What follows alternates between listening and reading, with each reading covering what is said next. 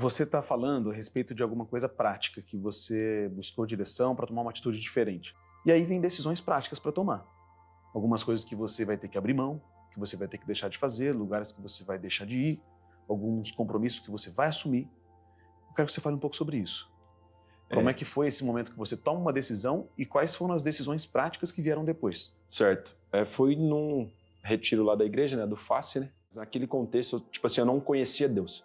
Eu conhecia, tipo, orixás, eu conhecia outras coisas. Não conhecia Deus. Então, a forma com que Deus se apresentou para mim foi diferente. Eu ali estava totalmente sensível, focado em Cristo e com o coração aberto, que é o mais importante. Meu coração não estava duro. Então, quando eu estava com o coração aberto, aí foi onde Deus falou. Por ele me conhecer, por eu ser criatura, filho dele, feitura dele, ele foi lá e falou meu coração, é onde as coisas mudou. Dali, nego, foi o start, ali foi o boom. Você tomou uma decisão séria sobre viver em santidade e quando encontrou alguém, decidiu tê-la como esposa. E você e a Nádia são um casal nota 1000. Quero que você fale um pouco dessa história. Cara, essa história é da hora, porque assim, quando eu me converto, eu vim num contexto, tipo assim, uma vida promíscua, uma vida, tipo assim, totalmente vida sexual deliberada, tal, desenfreada. E quando eu me converto, eu entendo que, tipo, exemplo, eu sou um homem de uma só mulher. Um homem de aliança, um homem de compromisso, como a Bíblia fala. Mas, exemplo, eu falei, cara, eu preciso de alguém para constituir uma família. E até mesmo pelo contexto que veio dos meus pais, eu falei, pô, não era aquilo, e lendo a Bíblia e tal, não era aquilo que Deus queria e quer, né? E aí eu falei, cara, raspei minha cabeça, não ia totalmente feio para a igreja, mas eu ia numa condição, tipo assim, para que nenhuma mulher me olhasse. E aí eu comecei, tipo assim, a não ligar para isso. Então, tipo, por exemplo, comecei a desconstruir algumas coisas que eu aprendi do mundo, aprender sobre, tipo, o caráter, como honrar uma mulher, tipo, de fato, que é ser homem e tal. E aí eu lembro que eu e a Nádia, a gente servia no Ministério Infantil junto. E só que no contexto, cara, eu não queria, tipo, um relacionamento. Estava bem zen, bem tranquilo, né? E na época eu falei pro Dizão, tipo, meu discipulador é um cara maravilhoso, um cara de Deus mesmo, fera, também tem um carinho enorme por ele. E eu falava pra ele, eu falava assim, nego, eu gosto de algumas meninas assim tal, tem algumas meninas que me chamam a atenção, porém, cara, eu entendo que não é. É coisa da minha carne, por não querer ficar sozinho, entendeu? Só que eu já estava muito bem resolvido no que eu queria. Tá. Só que meu coração, ele queria, né, em relação a isso. E aí eu começo a orar e falar pra Deus, tipo assim, Deus, a minha esposa, ela vai me encontrar no meu tipo assim, no altar que eu fiz pro Senhor, na minha vida de oração. Então, tipo, exemplo, eu comecei a falar pra Deus, eu quero uma mulher assim, tipo, de oração, uma mulher temente, uma mulher sensível, porque até então ali eu já sabia qual era o meu ministério, para onde eu estava indo, e eu precisava de uma companheira pra gente estar trilhando juntos os caminhos. Você começou a ser específico. A específico pra Deus, e a determinar algumas coisas ali e tal. E, cara, a gente servindo junto, e aí uma vez, tipo, exemplo, ela lá no Ministério Infantil, ela escreveu uma carta pra Deus, como ela queria o esposo dela. E ela, tipo assim, na carta só faltou colocar meu nome, mas ela não me conhecia. E, cara, foi maneiro, porque eu tenho até essa carta hoje e, tipo assim, não sabia que ia chegar nesse ponto. Se eu soubesse, eu trazia as cartas. Ela escreveu 3 cartas para Deus. E essas 3 cartas, uma delas ela escreveu no momento que eu tava passando uma dificuldade na minha vida. E mesmo cristão, cara, eu pensei em tirar minha vida.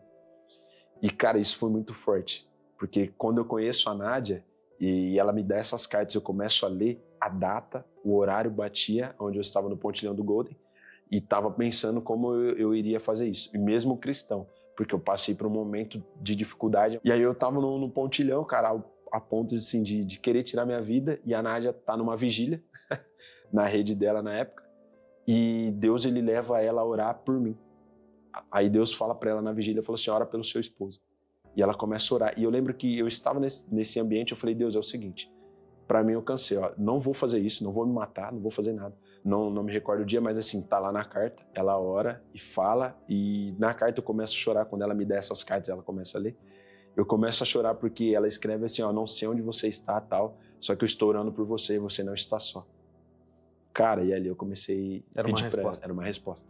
E ali, tipo, por exemplo, eu não tinha visto a carta ainda, tal, mas eu voltei e a resposta que eu pedi pra Deus, ele não falou no outro dia, pra mim no dia, só que assim, eu falei, cara, eu não vou desistir, porque até então, se eu dei minha vida pra ele, eu não posso pegar de volta. Então eu falei, cara, o que eu estou fazendo?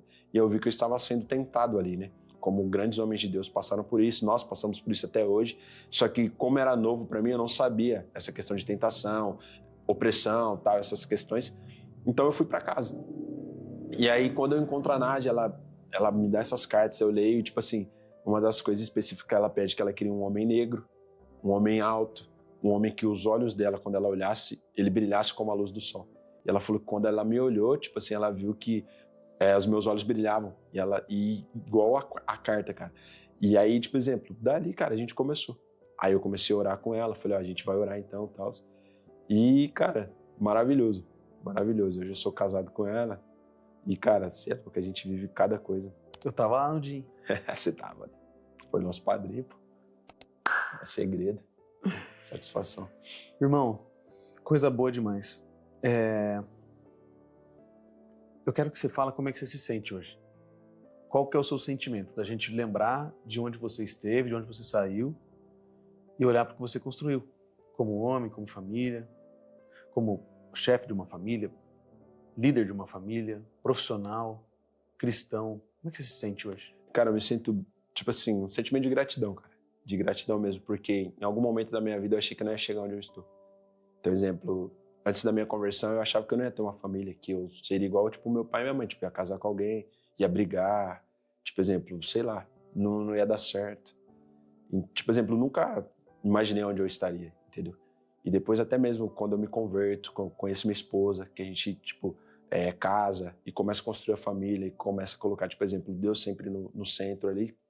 Cara, eu, tipo, exemplo, começo a entender que, tipo, exemplo, quando a gente coloca nas mãos de Deus e faz as coisas certas, cara, as coisas acontecem, mas nós temos que ter uma postura.